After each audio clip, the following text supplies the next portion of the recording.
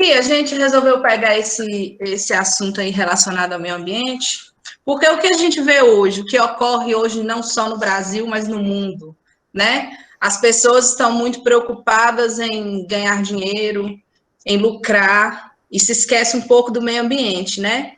Então, a gente vê nossas matas sendo queimadas, a gente vê nosso ar sendo poluído, o nosso rio cada dia pior. Você chega aqui no Mucuri, há alguns tempos atrás, a gente tomava banho no rio, era muito cheio, tinha épocas de cheia e épocas que o rio estava bem bonito mesmo. Hoje a gente chega e olha da tristeza, não é mesmo? Então, a gente resolveu entrar nesse assunto, né? Que é de extrema importância, a preservação do meio ambiente e essas queimadas que andam ocorrendo em todo o Brasil, não só no Pantanal. A gente vai falar para vocês, primeiro a gente vai fazer uma introdução, né? Falar um pouco dos biomas, o que são as queimadas, na verdade. Primeiro vocês têm que entender o que são queimadas e a diferença do que é queimadas e o que são incêndios. Alguém sabe falar o que são a diferença de um para outro? Vocês têm alguma noção? As queimadas, gente, o que são as queimadas? Elas são um tipo de técnica agrícola usada para queimar os pastos. Elas são usadas há muitos anos. Então, por que ela é usada? Ela é usada porque ela tem baixo custo, né, para o produtor rural. O produtor vai pegar, vai queimar o seu pasto e pronto. Então, isso não vai custar muito para ele. Isso é legal no Brasil? Sim. É permitido no Brasil, sendo que o proprietário tem uma autorização. Então, as queimadas, elas precisam ter uma autorização. Mas o que ocorre?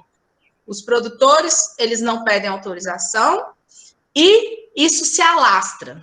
Quando isso se alastra, isso vira um incêndio. O incêndio é justamente isso. Ele é provocado, ele é um âmbito muito maior, né? E é provocado pelo homem. Então, a gente também tem que saber a diferença de uma queimada natural e uma queimada artificial. A queimada natural, ela é o quê? É uma queimada que ela vai ser provocada por um raio. Provavelmente um raio cai, é uma queimada natural. A queimada artificial, ela é provocada pelo homem. O que, por exemplo, você está indo acampar, você acende uma fogueira e você deixa aquela fogueira ali, aquela fogueira se alastra. Isso é uma queimada artificial. Ou então você está passando na beira da estrada, aí você joga uma bituca de cigarro na beira da estrada. Isso também é uma queimada artificial. Ou quando até mesmo o produtor vai lá queimar o seu pasto, né?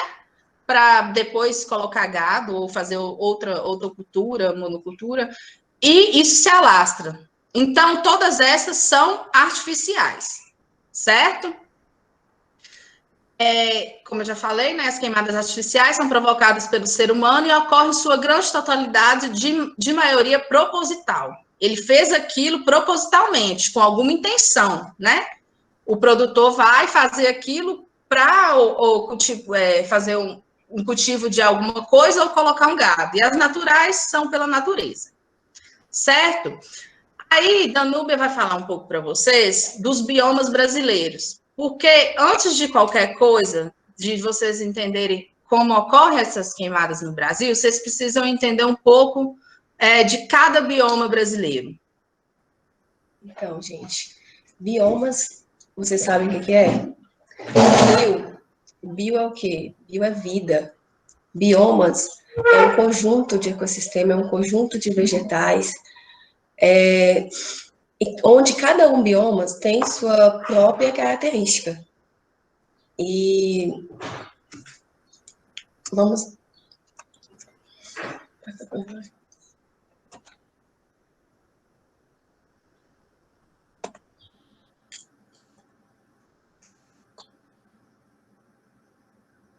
Aqui a gente tem, o bioma são 6 biomas, né, brasileiros. O bioma Amazonas, que fica no norte, a Caatinga, que fica no Nordeste, o bioma do Cerrado, que compreende entre o Nordeste e o Sudeste, e pega um pouco ali do Centro-Oeste. E o bioma da Mata Atlântica, que ele é todo banhado pelo litoral brasileiro. Lá embaixo a gente tem o Pampas, né, que é o bioma, e o bioma do Pantanal, que o qual a gente vai falar um pouco mais. As suas extensões, como a gente sabe, o bioma da Amazonas é o maior, 49,29. O Cerrado, 23,95. Mata Atlântica, 13,4. Caatinga, 9,92. Pampa, 2,7. E o Pantanal, 1,7. Ele é o menor dos biomas, mas também tem uma grande diversidade que eu já vou falar. A gente fez aqui para, assim, focar também na matemática. Nós colocamos aqui os animais que pertencem a 5 biomas. Aí a gente queria que vocês já começassem aí, para descontrair também, que nós vamos aprofundar mais no tema. Vamos ver quem acerta? Respondendo no site, tá, gente? No site não, no chat. No chat. Vamos ver quem vai acertar primeiro. Vamos ver quem vai acertar, vai valer um açaí. Todo mundo aí me ajudando, hein? E aí, vocês identifiquem qual que é esse... Qual que é? A onça pintada... Ô, gente, vocês não me mandam fazer conta, não, porque eu tô tanto tempo dentro de casa que eu nem sei qual é o resultado de 2 mais 2. Ô, Virgínia, tá valendo um açaí, Virgínia. Já te conheço, Virgínia, você é boa. A onça pintada, ela está presente em quase todos os biomas. Os biomas brasileiros.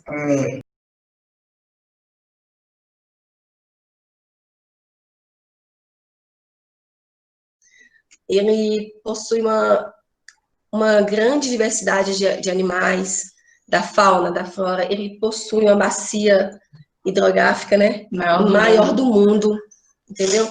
Então, todo mundo sabe que a onça pintada, né, também é uma característica da fauna do bioma da Amazonas, o tucano, a arara, e vamos falar do cerrado. O cerrado, olha que lindo que tá vendo? É o segundo maior bioma do ecossistema. É o segundo maior bioma do Brasil, né? Sua fauna é bastante conhecida, também savana, né? Savana brasileira.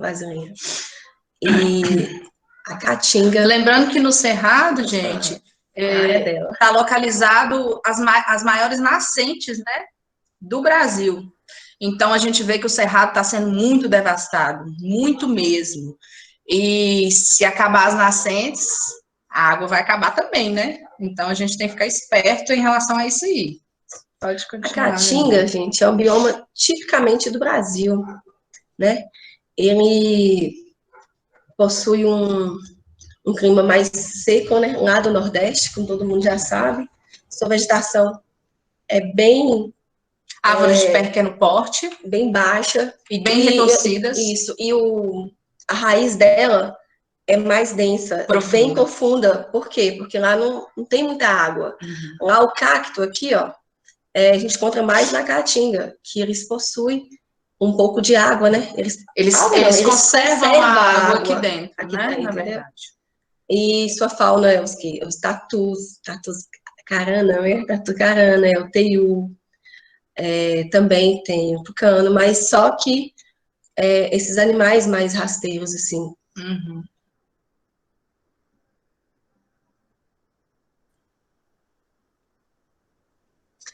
A Mata Atlântica, deixa eu só voltar aqui, isso. A Mata Atlântica, que está localizado ali, bem na faixa litorânea, né? Todo o litoral brasileiro. Todo o litoral brasileiro. Sua vegetação, ultimamente, tipo assim, ela já foi mais extensa. Hoje, quase você não acha muita mata, porque está sendo devastada para construir novos estados, entendeu? Inclusive, gente, o bioma, muita curiosidade que eu também acabei de descobrir, que O nosso bioma aqui de Carlos Chagas, né? A gente... É a Mata Atlântica. Carlos Chagas, o bioma daqui é a Mata Atlântica. Mas aí você se pergunta, como, né? Isso. Como que aqui é o bioma Mata Atlântica e não tem mata?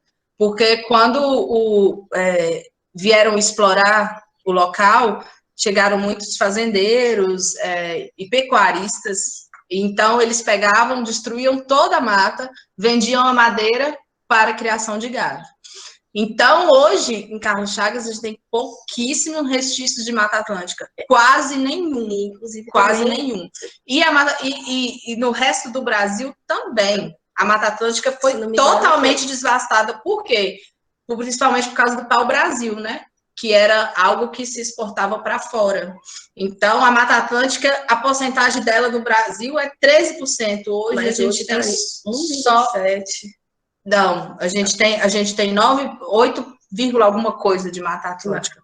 E aqui, outra curiosidade também, gente, aqui em Carlos Chagas, a gente pesquisou, é uma das piores cidades, pior município com índice de desmatamento, de queimadas, entendeu? Cobertura vegetal, né? De você não encontra mais. Não encontra. Então, isso é muito perigoso porque a gente pode sofrer um processo de desertificação, né? Pisoteamento do solo. Por isso que aqui é tão quente. Por isso que aqui é tão quente, né? Aí você vê lá seu vizinho lá cortando a sua árvore, você reclame, não deixe seu vizinho cortar a sua árvore. Aí depois fica reclamando o quê? Que tá muito calor, porque esses dias o que mais reclamaram foi o quê? Gente, tá fazendo muito calor. Por que tá fazendo calor, gente? Porque não tem árvore. Por que falta água? Porque não tem árvore. Então, isso é uma consciência que tem que vir de cada um. Você não pode só cobrar do governo, do poder público. Você tem que fazer a sua parte também, né? Verdade, Janaína. Esses dias eu fiquei com dó ali perto do Pérola, naquela esquina, sem ser a esquina do Pérola, aquela outra esquina ali que dá perto daquela farmácia. Sim. Uma árvore ali, de frente à contabilidade. Uma árvore ali, eu vi eles cortando aquela árvore, velho. No centro da cidade, eles cortando uma árvore. Eu choro quando eu vejo, sabe? Nossa, choro mesmo. Aqui mesmo, que tinha em frente à Roger, que ali era muito, bem cheio de árvores.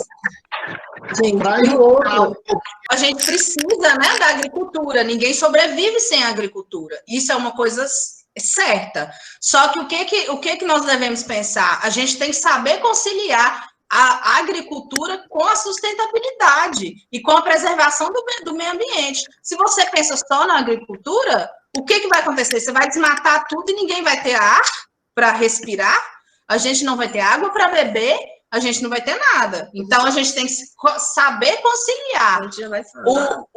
Saber conciliar a agricultura com a sustentabilidade. A gente já vai falar sobre essa queima que teve no Pantanal. Foi mais ou menos assim, os fazendeiros querendo demarcar. Né? A gente já vai entrar nesse detalhe aí. Exatamente. O Pampa também é um bioma de vegetação rasteira. Sua maior riqueza é a gramíneas. Gramíneas é o quê? É esse tapete aí, ó, verde aí, essa grama. Lá também predomina muito o grão, que é o arroz, que é o milho. Também tem lá tem muita criação, né, de gados. Não. Também se encontra esses animais exóticos, veado. Sim. Entendeu? Então, a gente já vai entrar em detalhes dessa queima.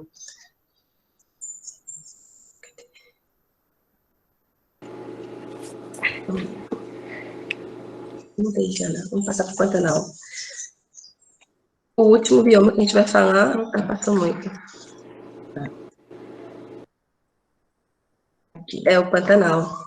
Olha que lindeza. O Pantanal é o menor bioma do Brasil, mas é o maior diversidade que tem dos biomas, né? Olha que lindo.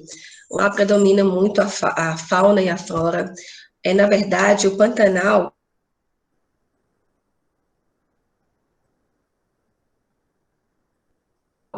ele alagadiça.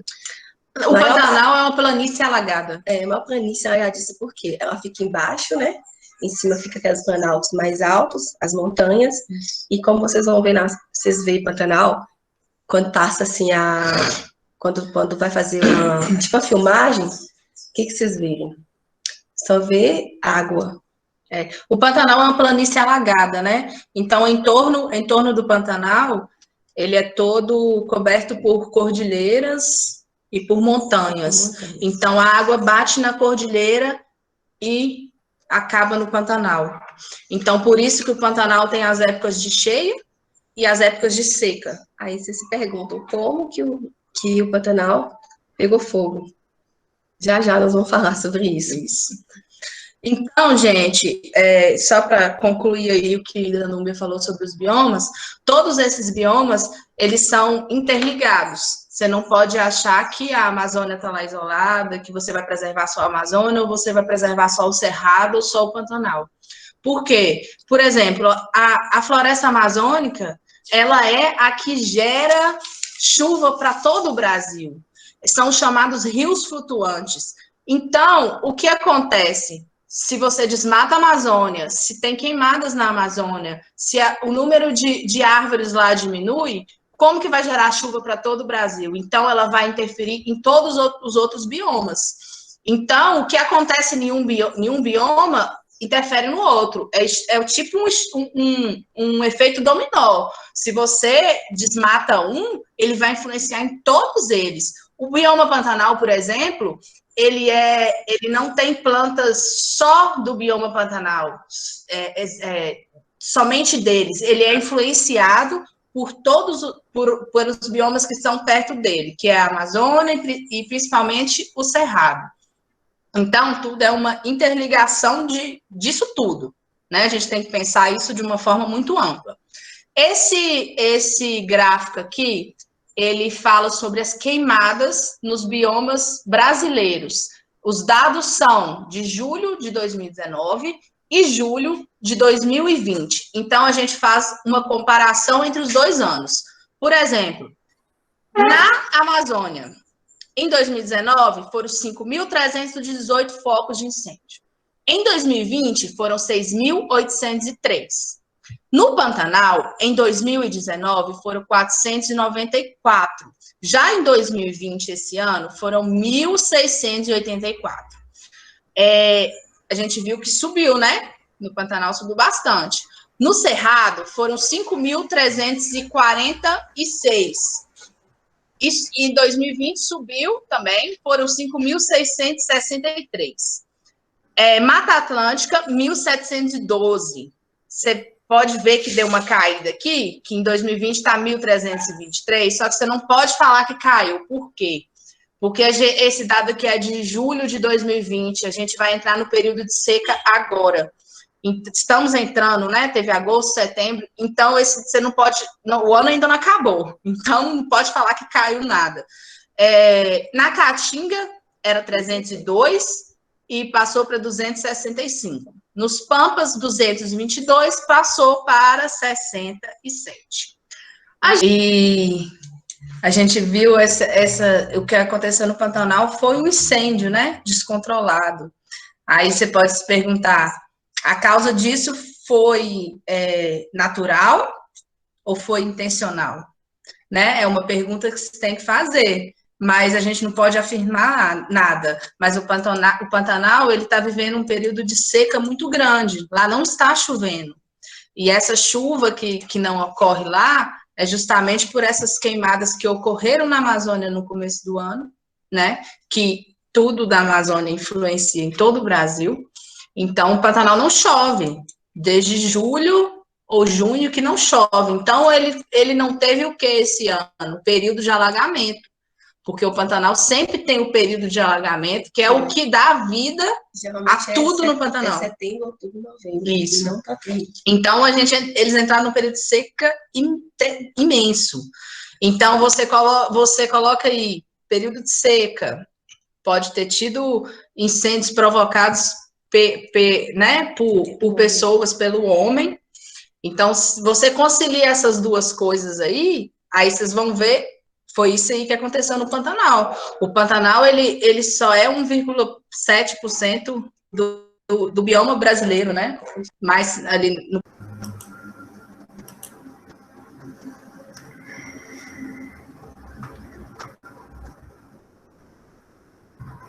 Então,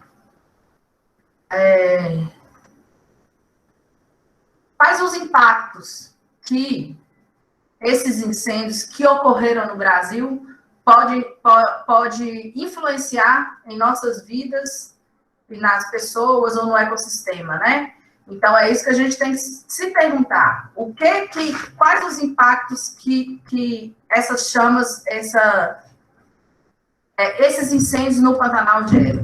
Então, os impactos gerados pelas queimadas, eles vão influenciar o quê? Eles vão influenciar a água, o ar, a fauna e a flora, o solo, a população e também o turismo. Começando aqui a falar da influência no ar. O que acontece? Quando se tem uma queimada, é uma queima de CO2, né? As queimadas que acompanham o desmatamento, elas também determinam as quantidades de gases que elas são emitidas por parte da biomassa da queima, mas também da parte que não queima. Então, o que acontece? Essas queimadas, elas vão influenciar o quê? Principalmente na saúde humana. A gente tem que lembrar que a gente vive um período de pandemia. Toda essa fumaça que está lá no Pantanal, ela vai para as grandes cidades. Então, você enfrenta um processo de pandemia, junto com isso, você tem um número de fumaça muito grande vinda do Pantanal. Então, eu vi alguns relatos do quanto que aumentou o número de crianças e idosos, enfim, em geral, pessoas hospitalizadas por problema respiratório, porque você está conciliando a pandemia e as queimadas. A situação lá está muito grave mesmo. E essa queima de CO2, ela também interfere no efeito estufa. O efeito estufa, gente, ele é um processo que ocorre naturalmente na Terra. Então, o efeito estufa, ele é ruim para o planeta Terra? Não. O efeito estufa, ele é necessário. O que é o efeito estufa? É uma camada de gases que envolve o planeta Terra. Essa camada de gases, ela é essencial, certo? Porque ela faz com que o raio do sol ele consiga passar e consiga aquecer a Terra, e essa camada, esse cobertor, faça com que a Terra continue aquecida. Se a Terra não estiver aquecida de uma forma correta, não vai ter vida na Terra. Então, o efeito estufa ele é bom. Só que o que acontece com esses gases? Os gases, principalmente do efeito estufa, é o CO2 e o metano. Então, quando tem um exagero desses gases, o raio solar ele não consegue ultrapassar. Então, isso que é o problema do efeito estufa. Esse também o desenvolvimento dos seres vivos. Exatamente. Que estão morrendo. Exatamente. Então, é esse o problema, é esse excesso de gases aí na atmosfera. O efeito estufa, ele é bom, né? Mas tudo tem que ser um equilíbrio. Então, outro impacto que a gente tem também é o impacto no solo, né? Porque com essas queimadas, o que acontece com o solo? Ele perde nutriente, o pH dele muda. Então, para você conseguir uma vegetação ali surgir de novo, ela vai surgir, a natureza se recompõe, mas vai demorar. E se esses eventos forem consecutivos, vai piorar mais ainda, porque quando ela estiver se regenerando, vai acontecer de novo. Outro impacto também é na flora e na fauna, né? Como a gente viu no vídeo. O que a gente vê? Animais em extinção sendo queimados. Alguém quer falar alguma coisa? Eu quero. Pode falar, meu querido. Assim, diante dessa situação toda, né? A gente está vendo essas queimadas, estão vendo os animais morrendo. E assim, eu queria retribuir, eu queria ajudar de alguma forma. E como que eu posso ajudar com tudo isso? Eu tô vendo, assim, a gente explica tudo, falando da fauna, dos biomas, e o que nós, moradores... É isso que é a próxima pauta. Como que a gente pode resolver o problema? Você quer aguardar eu falar ou você quer que eu te fale agora? Não, pode terminar, Eu vou terminar e você vai entender como que a gente pode fazer nossa parte, tá bom? Tá bom. E aí, as queimadas... Volta lá, Janaína. Oi, Janaína. Oi, meu amor. não sei se foi no início do ano, no final do ano passado, ocorreram várias queimadas no Amazonas. Sim. As queimadas que ocorreram não refletiu só lá no Amazonas, né? Não. Nós vimos que em São Paulo o dia ficou noite. Ficou noite. Né? E teve uma chuva tóxica. As pessoas não estavam compreendendo e não acreditaram que, por conta das queimadas que ocorreram lá no Amazonas, o clima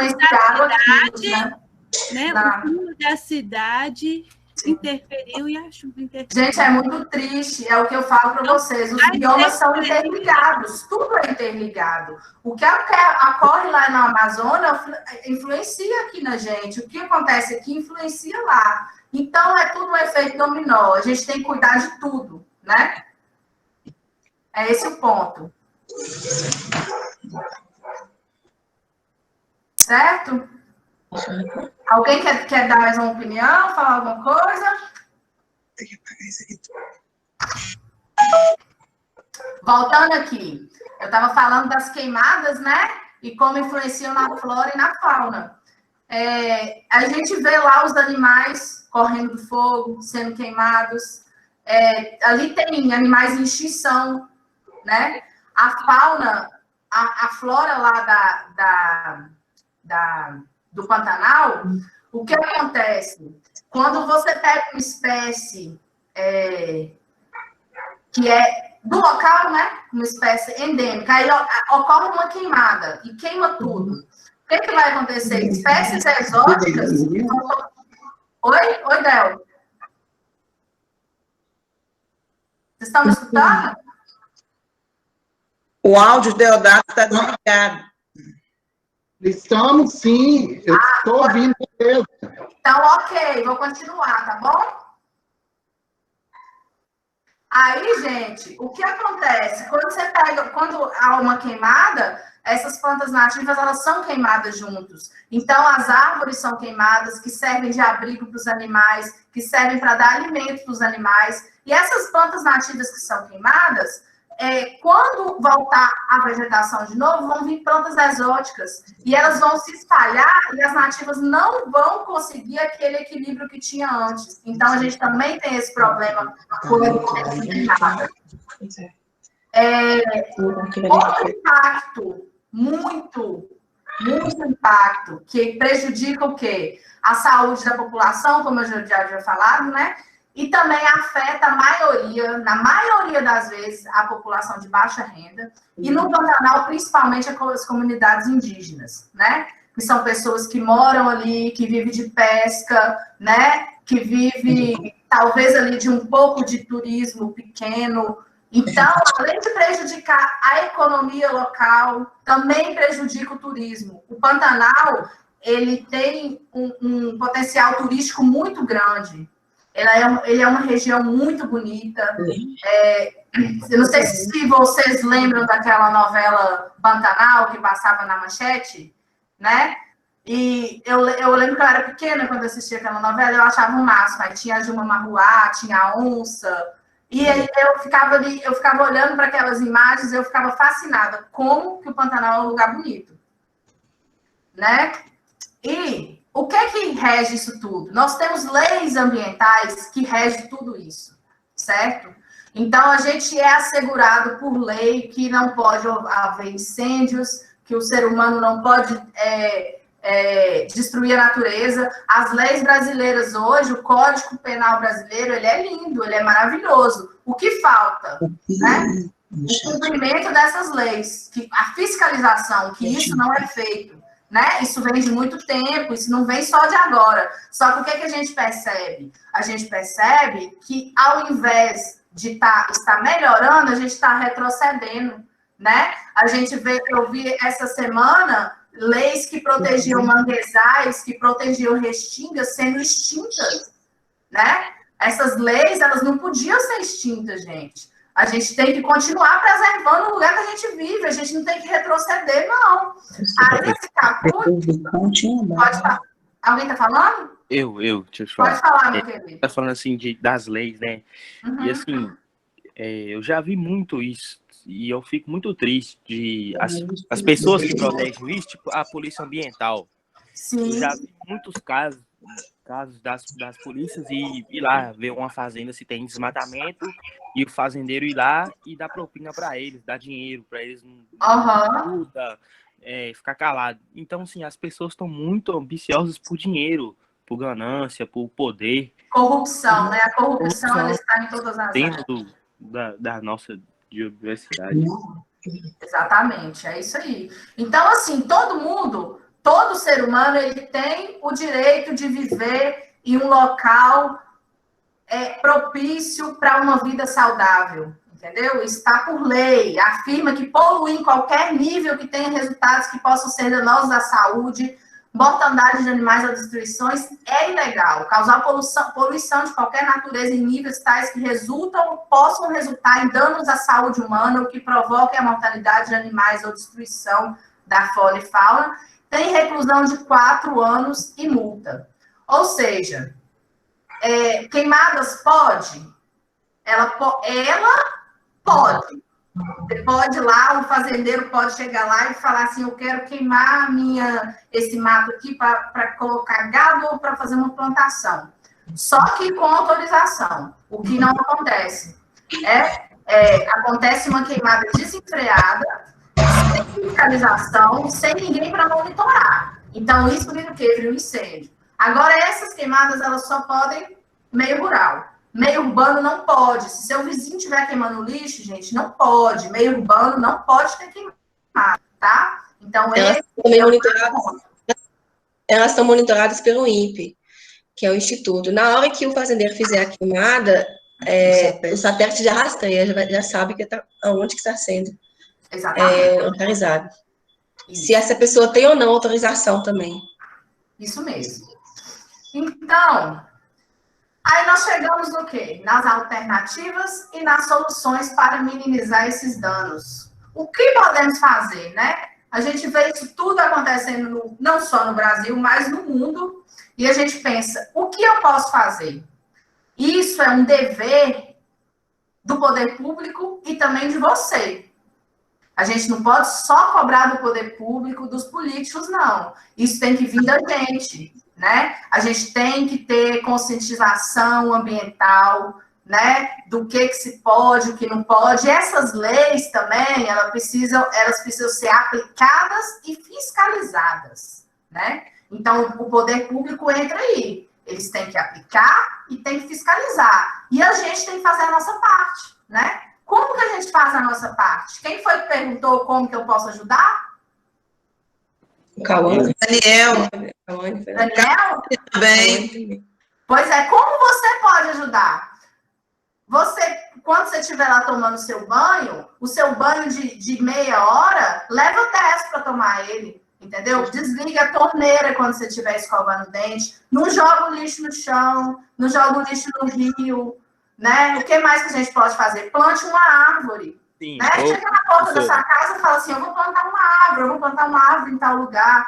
Né? Existem também alguns órgãos que eu estava pesquisando, do Pantanal, eles estão recebendo doações, né? Para quem está nessa situação de lá, a situação deles está bem complicada, eles recebem algumas doações para quem quiser doar também. Então, o que eu falo que a solução do planeta é você fazer a sua parte, sem se preocupar, mas a outra pessoa não está fazendo. Não importa, faça a sua. Porque é isso que vai resolver. Sim, né? sim. Já existe, adote uma árvore. Ô, professor. Deixa eu ajudar aí um pouquinho também. Pode falar, Daniel, Janaína e Danúbia. Sim. Olha, a gente fica assim, emocionado, né, quando vê um jovem como Daniel com essa preocupação. Que bacana, viu, Daniel? Então, eu acho que, além de todas essas coisas que a Janaína listou aí, Daniel, uma coisa muito importante, eu acho que é o primeiro ponto, é você estudar muito sobre esse assunto, conhecer muito sobre esse assunto, e ter uma consciência bem profunda desse problema. O que está em jogo aí, Daniel, é que os adultos qual país que os adultos estão deixando para vocês, jovens. E a partir do momento que você conhece, que você estuda, que você aprofunda, você pode influenciar outros jovens como você a chegar a essa mesma compreensão e a essa mesma consciência que você está tendo hoje. Muito bem, Del, é isso aí. E assim, e a gente começa pela consciência, né? Eu gosto muito da questão dos 5 R's, né? Da gente repensar, a gente reutilizar, a gente reduzir nosso consumo em geral, até a nossa vaidade. Será que eu comprando uma roupa todo dia, será que eu estou contribuindo para a natureza? Será que eu gastando tanta maquiagem, será que eu estou contribuindo? Eu tenho que repensar o meu fazer diário. É da hora que eu levanto até a hora que eu levanto de novo. A vida toda a gente está acabando com essa natureza. A Janaína vai falar mais ainda, mas tem aí um pessoal incrível, que são os nossos pais, que ela vai acabar falando, nossos pais da vida toda, né, Janaína? Vamos continuar aí. Então, gente, eu queria deixar para vocês uma noção do que é sustentabilidade, né? Que é o que a gente está falando. O que é a sustentabilidade? É você conseguir conciliar o econômico, o social e o ambiental. Então, você tem que pensar que o que você preserva aqui hoje, o que você utiliza, vai ficar para os seus filhos, vai ficar para a geração futura. Então, sustentabilidade é isso. É você preservar hoje, usar aqui hoje, para que as gerações futuras também tenham uma qualidade de vida. Porque a gente não pode pensar só na gente, né? A gente vai falar assim, eu vou fazer isso aqui, eu vou queimar essa árvore aqui, daqui uns anos eu não estou mais aqui, mas o seu filho vai estar. O seu filho vai estar nesse planeta. Então, pode ser que se a gente não preserve hoje, daqui uns dias os seus filhos, os seus netos, ou quem virá pela frente, não vai ter essa qualidade de vida que hoje a gente tem, né? Ou não tem, né? Anda diminuindo, mas a gente ainda tem uma qualidade de vida. Então, é isso que a gente tem que repensar. A gente tem que repensar o que a gente faz hoje e que vai ficar para gerações futuras, certo? E eu tenho um provérbio, que é um provérbio indígena, que eu sempre uso para a vida, que fala assim: só quando a última árvore for derrubada, o último peixe for morto e o último rio for poluído, é que o homem perceberá que não se pode comer dinheiro. Então, vocês levem isso para a vida, tá? Por enquanto, por agora, é só isso. Eu quero saber, aqui são as referências. Se vocês têm alguma pergunta, se alguém quer falar mais alguma coisa, quer dar mais um parecer sobre o assunto. Com licença, professora? Pode falar. Tem alguma coisa mais que eu posso fazer, além do que você falou aí, para contribuir com a natureza? Mais alguma coisa que você possa fazer? O que eu falei é diminuir o consumo, né? Do que você consome dentro de casa, o consumo de água, não poluir os rios. Você joga lixo na rua? Não, eu sempre procuro uma lixeira. Eu sempre procuro uma lixeira. Sabe o que eu faço? Minha bolsa é um lixo. Aí eu jogo tudo dentro da bolsa, sabe? Porque tudo que você joga na rua, depois ela vai onde? Ela vai para o rio. E ela polui onde? Ela polui o rio, né? Então, essa queima também de combustível fóssil, ela não é bacana. Se você vê alguém queimando lixo, ou seu vizinho, ou sua mãe, você fala assim, mãe, não pode queimar lixo. Queimar lixo gera CO2. Ela vai para a camada de ozônio, ela influencia o efeito estufa, entendeu? Você também pode tentar conscientizar outras pessoas, né? Porque o conhecimento que a gente tem, a gente precisa passar. Então, se você vê alguém fazendo alguma coisa que você acha que não é certo, que você acha que vai prejudicar o meio ambiente, tenta conversar com essa pessoa. Fala assim, fulano, isso aqui não é bacana não tá? Minha professora ontem deu uma aula e falou que isso não é bom não. Aí você vai passando esse conhecimento, porque é só assim que a gente vai conseguir